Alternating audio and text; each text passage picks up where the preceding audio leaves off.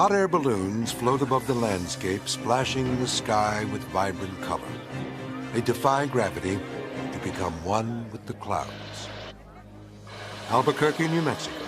Balloonists from all over the world soar above the beautiful high desert. Oh, it's like a rainbow. They're just all the different colors and shapes of all these balloons. At the Albuquerque International Balloon Fiesta, the pilots begin their descent into the landing zone.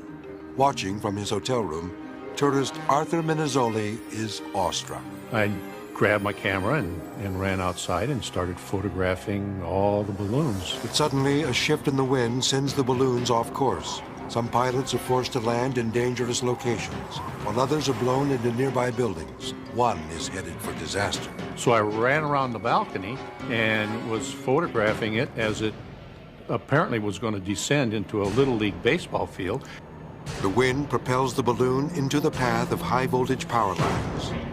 I could see through the viewfinder that there was obstructions in the little field there.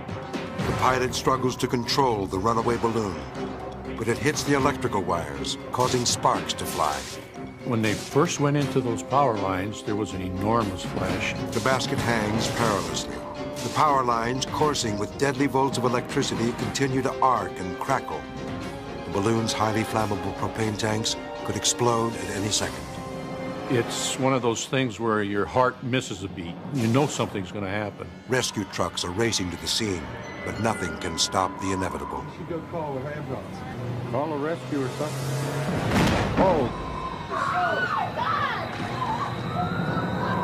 jeez. The fuel tanks explode, severing the basket from the balloon and sending the frightened passengers plummeting to the ground. It was terrifying, and there's nothing you can do. Arthur is convinced that he's just watched two men fall to their deaths.